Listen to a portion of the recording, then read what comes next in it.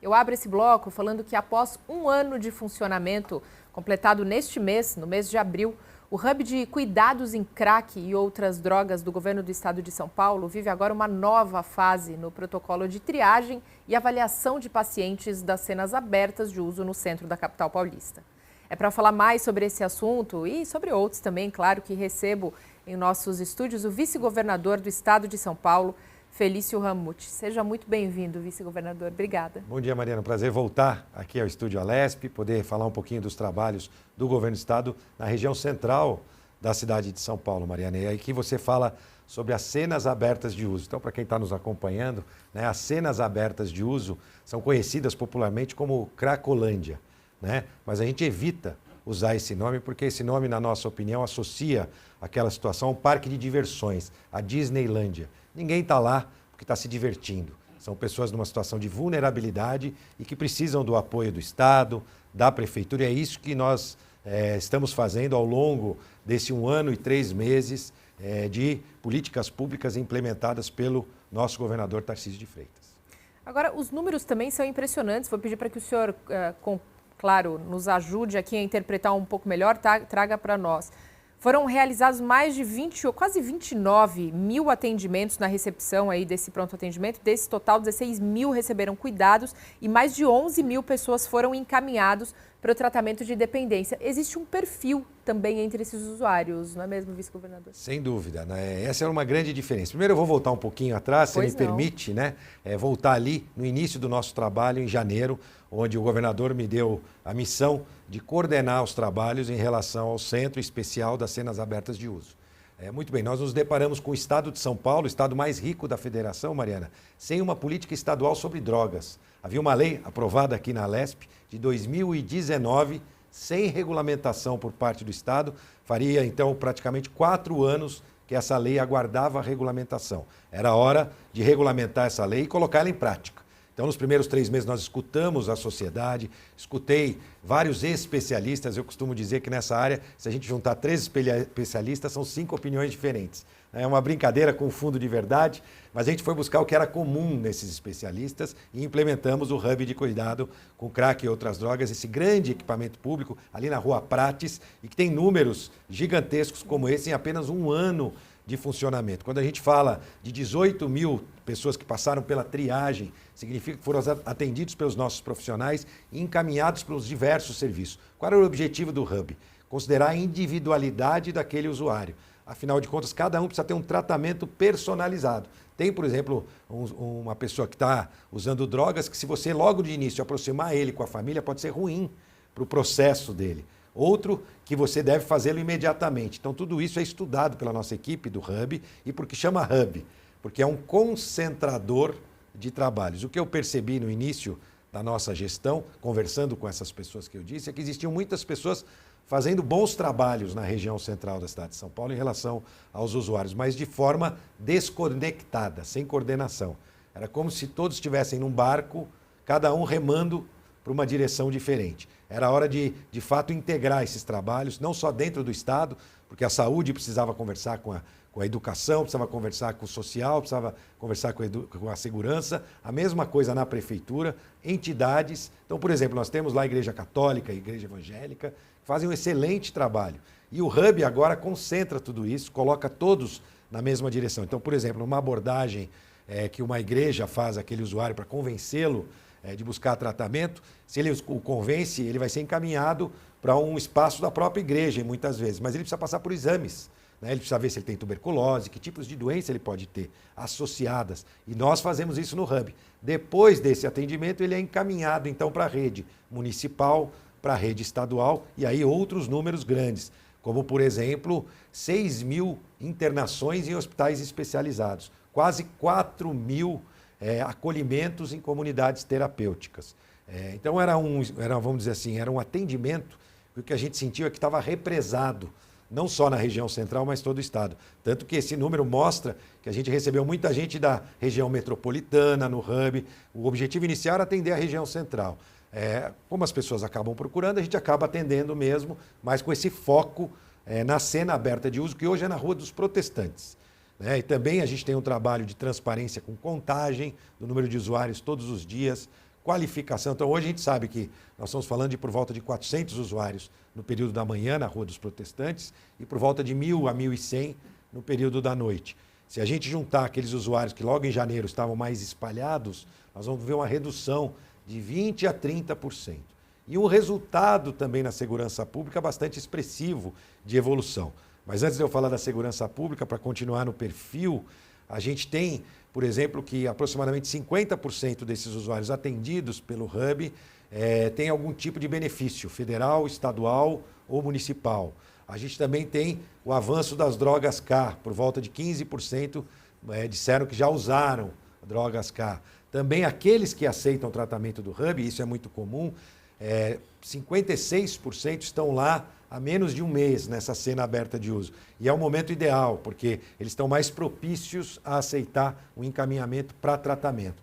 Então essa também era uma característica que eu fui perceber em janeiro do ano passado, que nós tínhamos várias ações e políticas públicas implementadas ao longo dos anos ali na região central, mas quase nenhum dado a respeito disso. E o nosso cuidado foi fazer um grande repositório de dados. No material que você tem uma série de dados e informação do perfil, característica, justamente para servir de legado, inclusive para outras políticas que possam ser implementadas. O que deu certo, o que não deu certo, por que deu certo, por que não deu certo, só com dados que você tem informação e aí você pode fazer gestão. Então a gente acompanha isso, a Unifesp hoje, nós temos uma pesquisadora da Unifesp, a doutora Clarice, que é responsável por agregar todos esses dados para que a gente possa caminhar na política pública adequada. É claro, fazendo correções, mas com uma direção muito clara. O trabalho coordenado, sociedade civil, Estado e município, né? Saúde, eu me reúno, na verdade, semanalmente com um grupo da segurança pública, minha equipe se reúne com o grupo da saúde, não só do Estado, Estado e município na saúde, Estado e município na área social, Estado e município na segurança pública. E aí a gente conseguiu ter bons resultados, não só nos tratamentos, por trás desses números todos aí, a gente tem gente, né? Gente numa situação muito difícil de vulnerabilidade, e nós já temos muitas, centenas de histórias bonitas para contar da recuperação dessas pessoas e eles alcançando de novo a autonomia e a independência. Esse é o nosso objetivo quando a gente convence alguém para aceitar o nosso tratamento, que através do Hub é destinado para toda essa rede de cuidados, tanto do município quanto do Estado. Até porque, como o senhor disse, essa questão da humanização do usuário, a partir de agora, com esse perfil traçado, como o senhor apontou aqui, que é o legado, inclusive, desse Hub, parte do legado, justamente esses rostos, essa população, esses usuários passam a ganhar um rosto, né? Sem dúvida. Nós fizemos mais de 500 policiais militares, foram treinados para fazer abordagens na região central, até de convencimento, para que eles possam encaminhar usuários que precisem de um tratamento e eles possam ali naquela abordagem do policial também conversar sobre esse tema. Então existe um treinamento feito para os policiais que participam desse treinamento são aqueles que atuam na região central da cidade com esse olhar humanizado para aquelas pessoas. A gente tem que separar, né, o usuário do traficante, ser duro com o traficante como a gente vem sendo. Nós batemos o recorde de apreensões, mais do que dobrou o número de apreensão de drogas na região central. O roubo, nesses primeiros 3 meses, não saiu o resultado oficial, mas posso antecipar para você ainda a prévia, é que nesses primeiros 3 meses desse ano, comparado com 3 meses do ano passado, teve uma queda de 50% dos roubos na região próxima ali da cena aberta de uso, da Rua dos Protestantes, queda de 40% no furto. Eu, Mariana, atendo a cada 15 dias no centro, na Rua Boa Vista, comerciantes, atendo os consegues, atendo síndicos da região central. Todos reconhecem a grande evolução. Claro, todos querem mais e eles estão certíssimos nisso. Nós não estamos satisfeitos com o trabalho, mas a gente percebeu uma grande evolução, seja de estender a mão para aqueles que mais precisam, para as pessoas que estão em vulnerabilidade, como o reforço da segurança pública na região central. Nós tivemos um batalhão novo, um comando novo de companhia do 7º Batalhão, nós tivemos também a Força Tática, agora ROCAM com motos na região central, aumento da atividade delegada, a Guarda Civil Municipal implementou mais também guardas ali na região, a Guarda Civil Metropolitana. Então, Então, uma ação conjunta. Os resultados estão aí, são claros, não estão só nos dados e nos números. Se você for hoje na Praça da Sé, você vai ver ela de volta para a população de bem. For na Santa Efigênia conversar com os comerciantes, por exemplo, o seu Joseph, como exemplo o Fábio da Associação dos Comerciantes, eles reconhecem já a mudança. Se for ali na Rua das Motos, que aliás nesse momento está em reurbanização, as calçadas estão sendo reurbanizadas, a rua está sendo reurbanizada, todos reconhecem, mas é claro que nós sabemos que podemos avançar muito mais. O centro é tão bonito, né, tem uma grande infraestrutura e temos projetos, como eu disse, a gente tem que ter um olhar para o centro de ações, né, humanas, como a gente conversou aqui, e urbanas. E uma das ações urbanas é o nosso novo centro administrativo. Exatamente. Falando do novo centro administrativo, o senhor já me deu o gancho, então, para mudar. Tem avançado essa pauta de mudar a sede do governo, inclusive, para o centro de São Paulo, até a busca de revitalizar essa região, como o senhor mesmo disse, tão bonita, tão rica, cultural aqui do nosso estado e da nossa capital. Quais os passos a partir de agora? O que avançou? Então, nós publicamos o concurso arquitetônico. Então, nós apresentamos a proposta ali ao entorno da Praça Princesa Isabel, ali no nosso Palácio dos Campos Elíseos, que já foi a sede do governo e vai ter a oportunidade de voltar a ter gabinete para o governador fazer atendimentos também ali no Palácio dos Campos Elíseos. Hoje, onde é o terminal rodoviário, a ideia é que seja uma grande esplanada, se juntando com a antiga Praça Princesa Isabel, que hoje é o Parque Princesa Isabel, que, aliás, há 2 anos atrás tinha mais de 4.000 usuários ali, na parte da manhã. Isso foi também revitalizado e devolvido para a população. Então, nós temos aquela esplanada, a construção de prédios para utilização do próprio governo. Então, 22.000 pessoas iriam trabalhar ali, servidores do governo estadual, com a construção desses prédios e também prédios que seriam disponibilizados para locação, para o comércio, uma grande esplanada com, a gente chama de fachada ativa e fruição pública, significa que a parte de baixo você pode ter lojas, serviços à disposição da população, isso tudo feito através de uma PPP, ou seja, a iniciativa privada investe, o governo garante uma receita com a locação pelo período, né, ou este comodato pelo período desta utilização pelos servidores. Hoje os servidores estão espalhados, Mariana, em 65 prédios diferentes dentro da cidade de São Paulo. Imagina, todo prédio tem que ter segurança, tem que ter porteiro, tem que ter... Ali a gente vai concentrar e dar mais também eficiência, porque a gente sabe que muitos prédios que nós ocupamos são prédios muito antigos e hoje a forma de trabalhar, compartilhando espaços, né, aqueles espaços abertos, às vezes esses prédios mais antigos impedem até essa mudança, essa modernização. O que nós queremos fazer depois é com esses prédios que forem propriedades do Estado, tem alguns do Estado, tem outros que são locados, o que nós queremos depois é aqueles que são do Estado poder oferecer para compra, para aquisição por parte de empreendedores, para que eles possam fazer um retrofit daquelas unidades habitacionais. Então esse é o projeto do centro administrativo. Não é algo de curto prazo e, portanto, não se trata da única solução desenhada para a região central. É mais uma solução importante para revitalizar aquela região do Campos Elíseos e a gente tem certeza que vai trazer mais eficiência e, claro, vai ajudar muito nessa reurbanização, nessa questão urbana em relação à região central. Paralelo a isso, nós temos que cuidar da parte humana, que é o que nós estamos fazendo ao longo desse 1 ano e 3 meses de governo. Vice-governador, muito importante a gente falar também sobre a situação da dengue no nosso estado. Todos os dias aqui no Estúdio Alesp nós recebemos membros e colegas também das diversas TVs câmaras espalhadas aí por todo o estado, relatando, trazendo os números. Ontem tivemos uma entrevista, inclusive aqui no Estúdio Alesp, falando sobre o aporte que o governo do estado tem feito, destinado a esses municípios, aí numa série de áreas, não só em ampliação de leitos, mas envio para compra de repelentes para gestantes, também para pesticidas e por aí vai.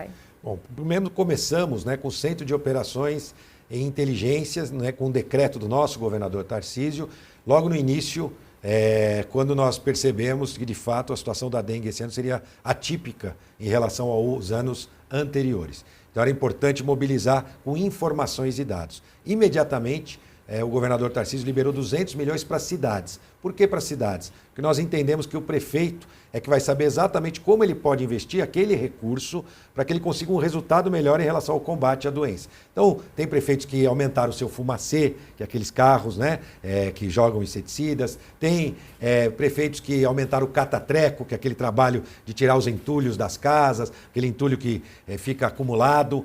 Outros investiram no seu atendimento de saúde, na primeira porta, a porta de saúde. Então, era importante enviar primeiro esse recurso de forma emergencial para as prefeituras. E a gente fez isso 15 dias após o início das operações do Centro de Operações Integradas da Saúde. O segundo passo foi preparar a rede hospitalar estadual, porque nos casos graves, esses pacientes, então, saem da rede municipal, que é a responsável por esse primeiro atendimento, e precisam desse respaldo na rede estadual. E é isso que a gente precisava construir. Ampliação de leitos na rede estadual. Nós ampliamos mais de 1.700 leitos na rede estadual ao longo de 1 ano e 3 meses. Claro que agora, com a dengue, alguns específicos para a dengue. Eu estou falando de forma geral, novos 1.700 leitos, utilizando melhor os recursos já existentes. Leitos que nós encontramos fechados no estado, assim que assumimos. O nosso secretário Eleusis, então, começou a reverter essa situação com a abertura de novos leitos.